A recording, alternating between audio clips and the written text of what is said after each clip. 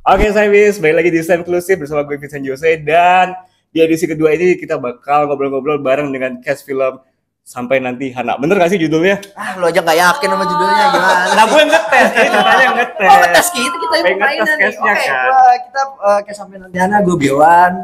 Aku Febi Rastanti. Aku Ibrahim Risyad. Oke, 3 orang ini ya. Jadi kalau misalnya 3 orang ada 2 cowok sama cewek, soal apa sih ini? Pasti banyak yang udah lebar-lebar, wah ini sebenarnya cerita segitiga nih gitu. Apa bener hal itu? Ini sejarah perang, ini film ini tentang sejarah perang. Masing-masing deh ini apa ceritain karakternya masing-masing dulu nih. Oke, gue berperan sebagai Gani. Gani ini orang yang pendiam, sangat perasa gitu, sangat jauh lah dari gue. Dia perasa yang nggak bisa mengutarakan perasaannya. Dia menuliskan kata-katanya dengan indah dan gak ada yang tahu, sampai wanita yang disukainya sama orang lain juga dia tetap menelan perasaannya gitu aja, gitu sih.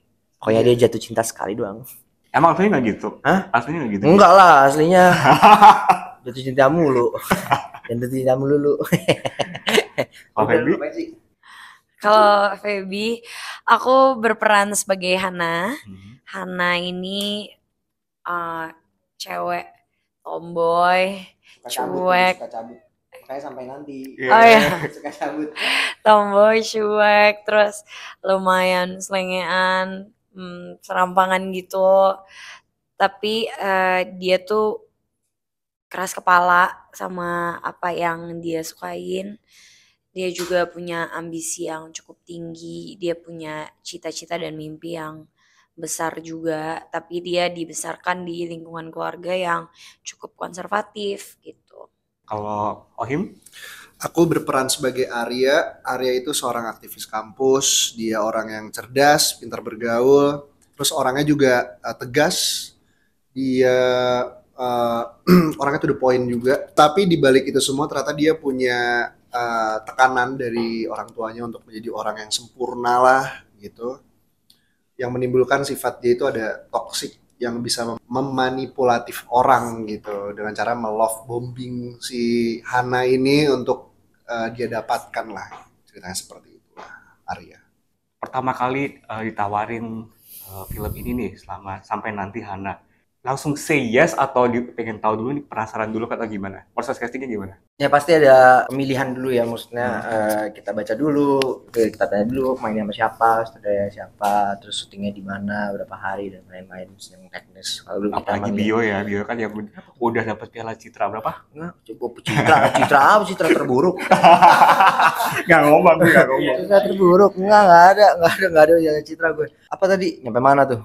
Lupa. Ya pokoknya ya, prosesnya pasti ya lumayan kurang lebih sama dengan setiap film yang lain gitu, tapi yang bikin ini spesial karena emang ceritanya menarik, lalu main sama orang-orang hebat ini dan teman-teman produksi yang lain, jadi pasti diambil gitu, sama nggak ada duit sih. Ada sesuatu nggak sih begitu tahu ada ini, wah gue langsung say yes gitu?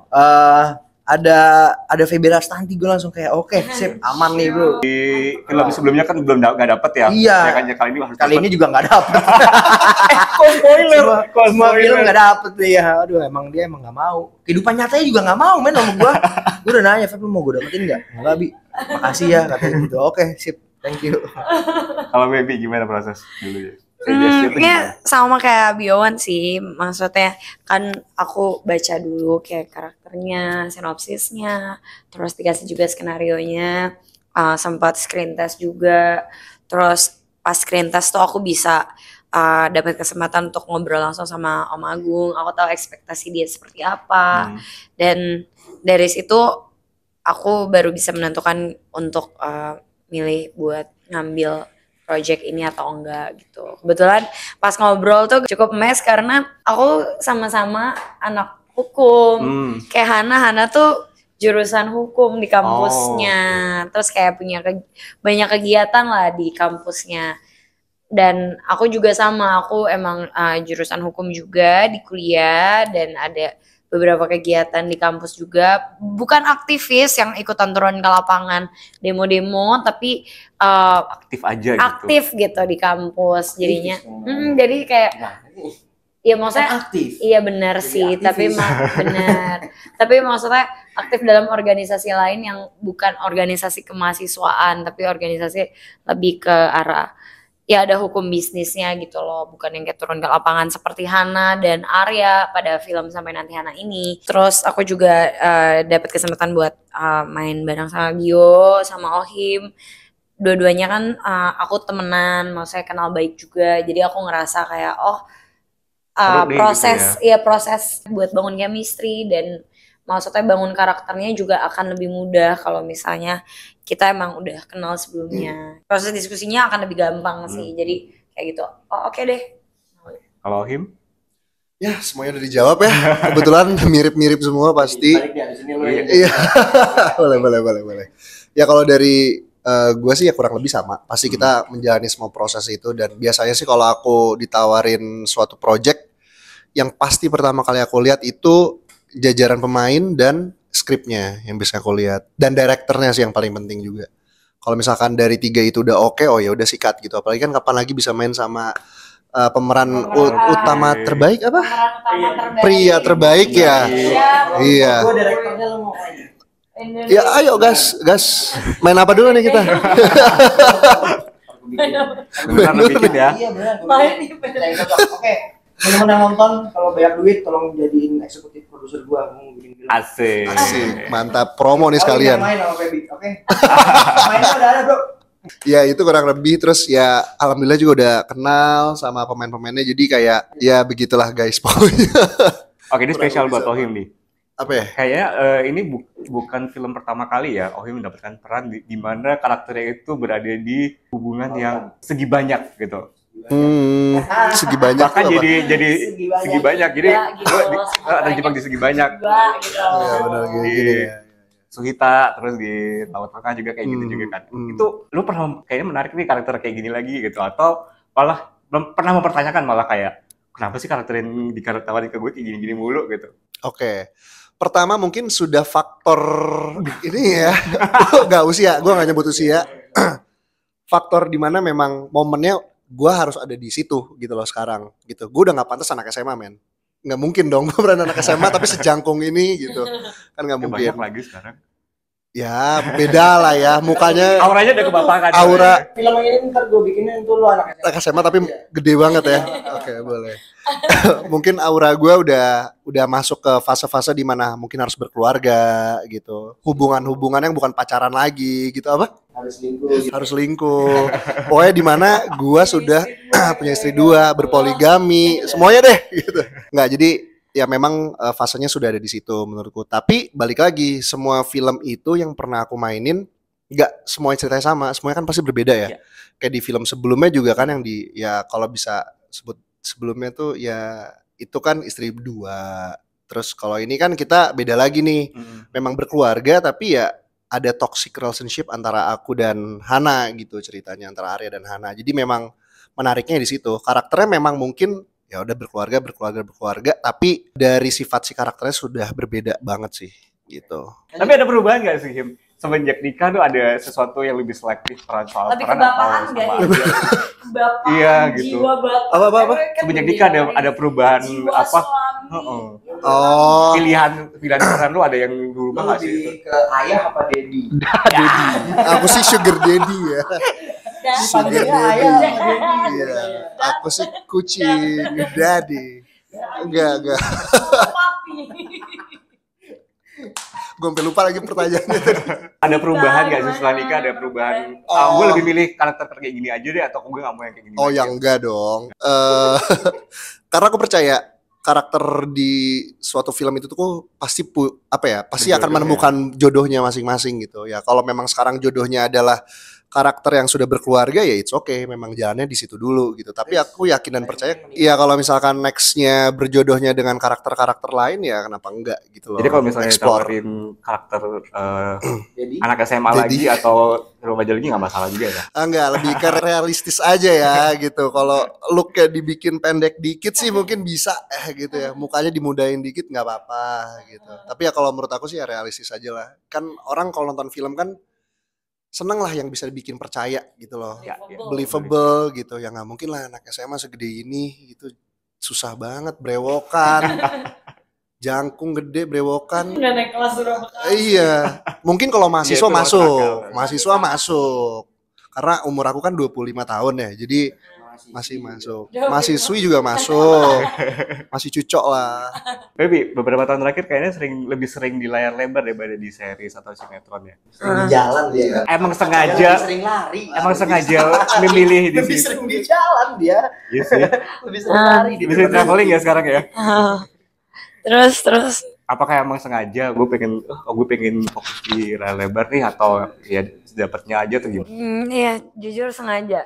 Emang aku lebih explore di film dan ya maksudnya layar lebar sih, karena dari segi karakter juga lebih bervariasi, tantangan juga. Apa yang aku nggak dapet di sinetron itu kan sebenarnya proses pre-pro-nya yang lama, kayak pendalaman karakternya, terus ada acting coach-nya, bisa ngobrol dulu sama jajaran cast-nya. Jadi pas kita di depan kamera tuh kita udah tahu apa yang kita mau Lebih lakuin challenging sebenarnya. Ya lebih challenge tersendiri aja sih buat aku, karena kan kalau sinetron kan emang ya aku nggak akan mungkin dapet karakter yang jahat gitu, orang nggak believable, pasti kayak mukanya kayaknya kelihatannya baik-baik terus tiba-tiba jadi jahat tuh pasti orang-orang akan aneh buat dilihat di TV gitu. Jadi dari variasi karakter nggak akan banyak kalau di sinetron. Nah, jadi emang beberapa tahun belakangan ini aku seperti mendedikasikan diriku untuk belajar dan mencoba tantangan baru sih. Tapi di layar lebar juga belum pernah dapat peran antagonis ya kayaknya ya. Iya belum. Semoga ya. Pengen Doain tapi ya? aja. Yang gue bikin nanti. Oh iya. iya. Oke. Gue bikin nanti. Oke. Ini dari ngobrol nih jadi film nih ya. Kok tiba-tiba gitu loh. Tiba-tiba langsung selesai. Kayak ini. Hah? Emang ya? Tunggu. Back to the movie again ya. Kerjasama bareng sama Mas Agung Santosa. Mas Agung lebih dikenal sebagai sutradara video klip ya. Kalau kita dulu mungkin yang masih inget mungkin film Garasi kalau di layar lebar. Ya. Apakah itu salah satu pertimbangan kalian tertarik? Wah, menarik nih Mas Agung nih direct lagi nih gitu. Apa pasti ada something spesial atau gimana? Atau gimana? Mungkin ada pengalaman selama syuting gimana sih kesan-kesannya kerja sama bareng sama Mas Agung? Bilang sendiri Maksudnya lu manja banget sih. Ya Allah. Gue pegangin ya. Maksudnya tadi katanya suruh megang sendiri.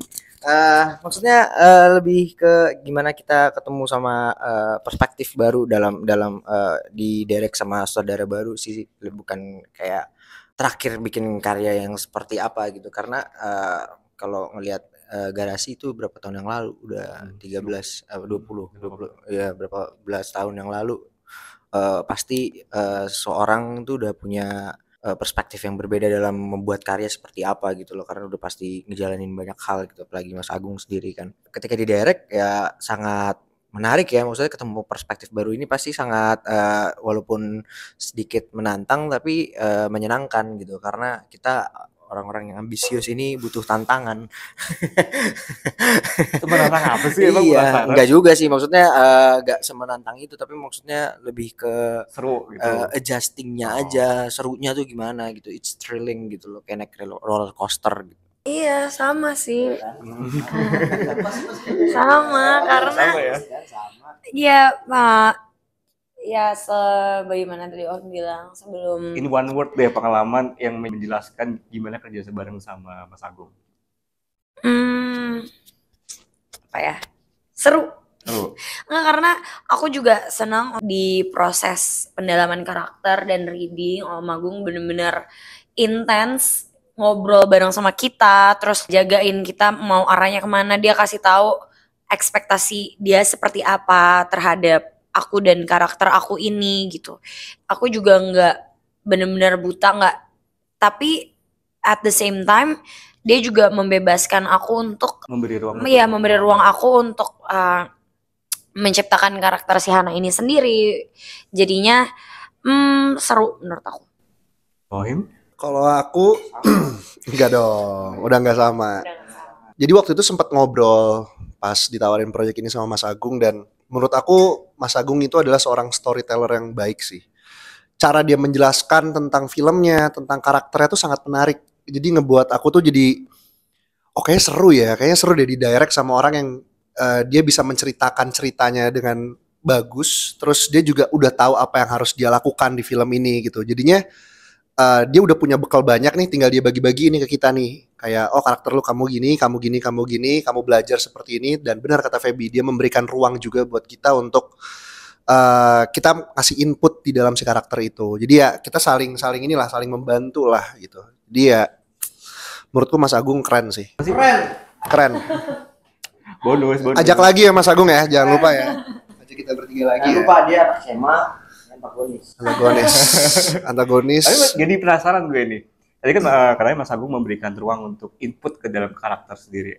Apa sih yang dari awalnya nggak ada di karakter itu, terus tiba-tiba berkat dari mungkin dari Bio, mungkin dari Feby, mungkin dari Ohim yang akhirnya ada di karakter itu dan kepake gitu.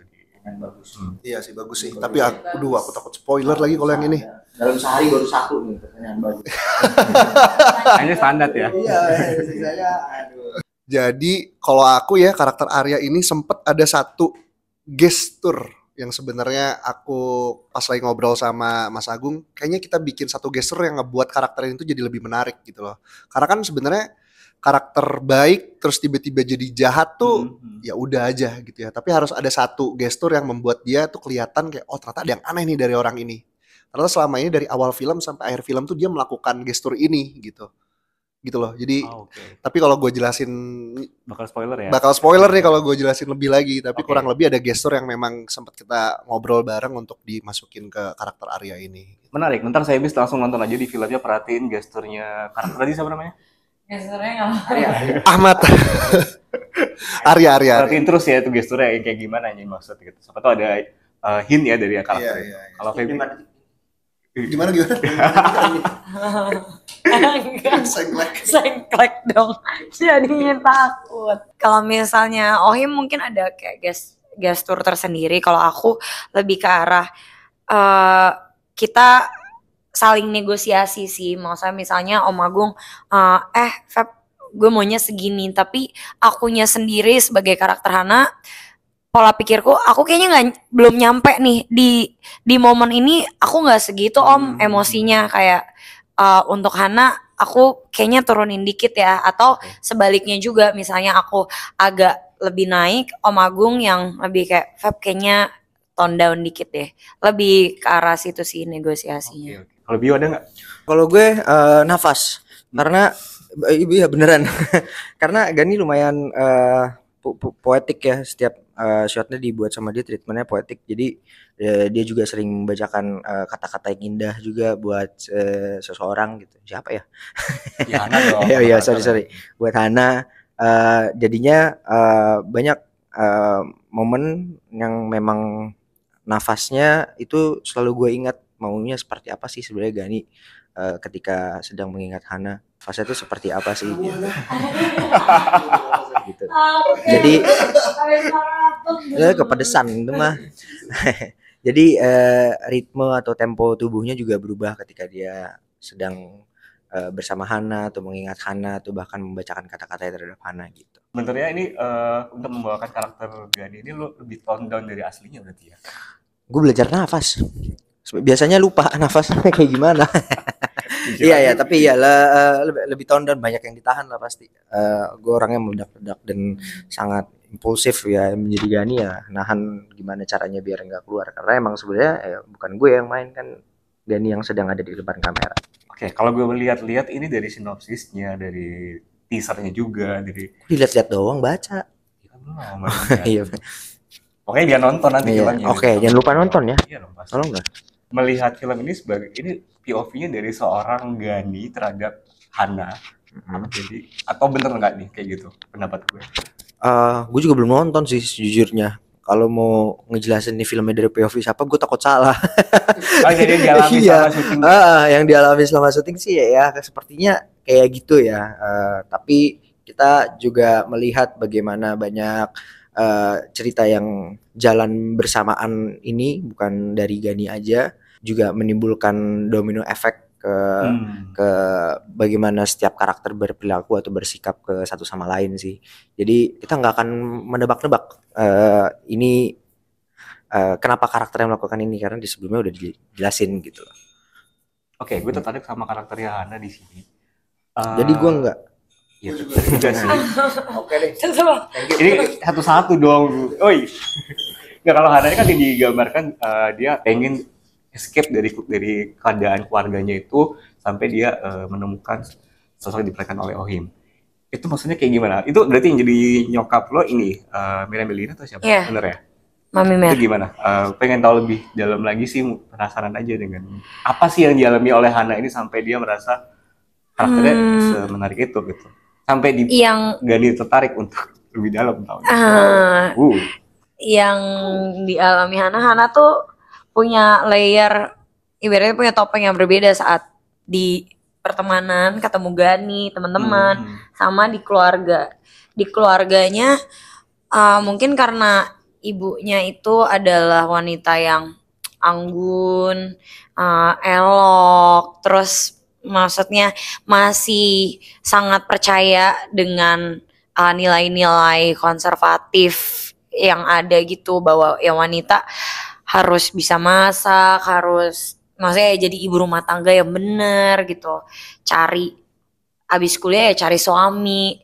Jadi dan dengan pikiran Hana yang cukup modern, cukup maju, punya mimpi yang besar, itu tuh cukup bertabrakan juga gitu. Jadi setiap hari itu Hana dibesarkan sama ibu yang verbally itu cukup abusive juga, maksudnya ngobrol sama dia nggak dengan kata-kata yang positif gitu. Itu yang bikin Hana juga pengen cepat segera pergi dari tempat itu gitu. Dan dia ngelihat Arya itu sebagai tiket escape-nya dia sih sebenarnya. Karena si Hana ini orangnya agak suka terburu-buru, dia impulsif juga, maksudnya dia pakainya kayak yaudah deh ini aja, yang penting cepat, pengennya instan gitu anaknya.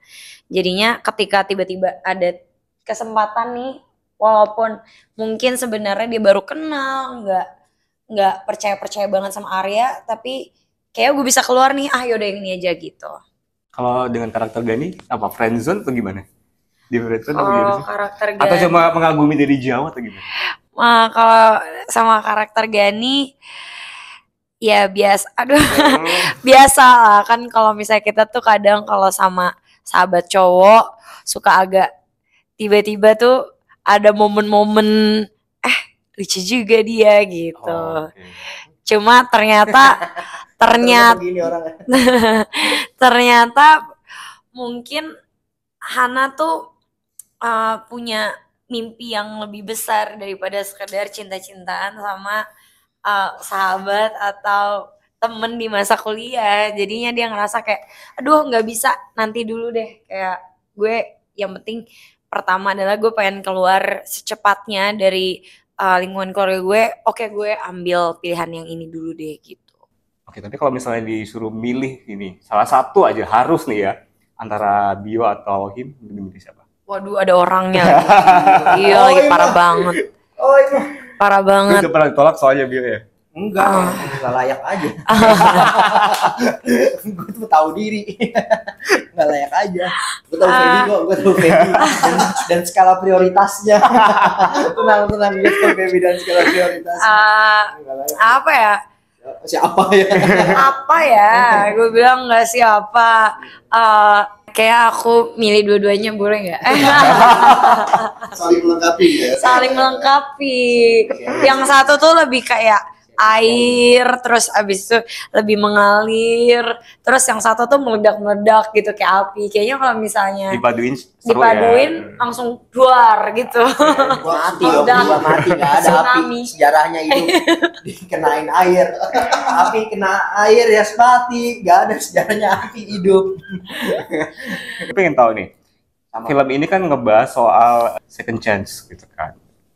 Kalau menurut lu pribadi nih masing-masing ya, pengen tahu, ada nggak sih second chance yang wah ini gue berharap banget ada second chance dari ini, bisa dari segi karir, bisa dari segi percintaan, dari segi keluarga, apa aja? Nggak perlu spesifik tapi sebut aja nggak? Gue kesempatan kedua, gue udah ngelewatin, bukan kesempatan kedua lagi, udah 10-12 kali udah. Tapi tetap udah iya salah mulu. Udah sampai kayak kenapa gue salah mulu ya ini ya. Tapi Yang menariknya dari kesempatan kedua tuh bukan bagaimana kesempatan itu ternyata ada, tapi bagaimana kita menyikapinya dengan kita yang sudah berubah, kita yang sudah berevolusi menjadi manusia yang lebih dewasa dengan pikiran-pikiran kita dan segala luka kita gitu loh. Jadi kesempatan kedua tuh sebagai topengnya aja, tapi pengalaman-pengalaman yang dibalik keputusan dalam kita menyikapinya itu yang lebih luar biasa gitu. Luar biasa lebih yo. Bisa serius kan? Kadang-kadang ini nih tunggu-tunggu nih momentumnya nih. Bisa serius kan? Kalau Feby. Kesempatan apa ya? Nggak serius mungkin kalau aku ya kesempatannya aku pengen mungkin pursue karir aku di bidang hukum. Itu mungkin aku Masih bisa kan ya? ya masih bisa kayaknya. Harusnya sih gelar dan semua ilmunya nggak akan kemana-mana sih, nggak akan pergi kemana-mana. Insya Allah semoga ada kesempatannya.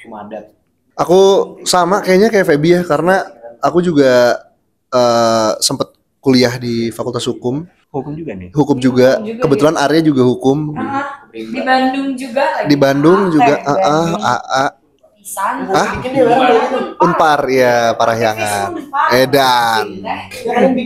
Iya bikin firma hukum ya. Ini dari kita ngobrol udah bikin satu film. Satu film Iya. luar biasa loh ini. Biowan sangat visioner. Ya kalau dibilang kesempatan kedua kan pasti ada ya semua orang ya. Benar kata Biowan ya, gunakanlah semuanya dengan baik gitu. Nggak ada yang namanya kesempatan kedua, tapi ya kayak ya mau kesempatan ketiga, keempat, kelima, keenam ya semuanya ada pasti kan. Cuma kalau ditanyain kesempatan yang akan aku ambil mungkin kalau masih bisa ya itu sama kayak Feby. Jadi gelar aku tuh kepake gitu loh.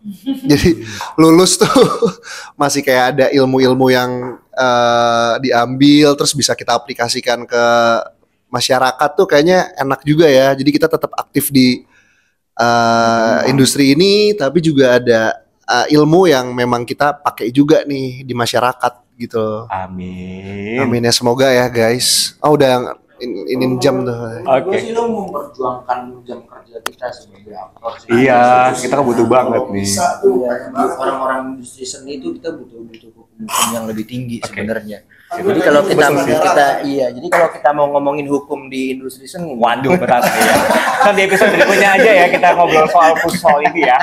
Oke, sekarang ajak dong teman-teman untuk semis panggilnya semis ya. Semis. Semis, Nonton oke Semis. film Kita mau bikin, sampai nanti Oh, karena Oke. di Sam Studios gitu. Iya. Oke. Hai Yap. Semis. Hai Semis. Jangan lupa ya nonton film Sampai Nanti Hana. bakalan tayang di Sam Studios. Desember di seluruh Indonesia.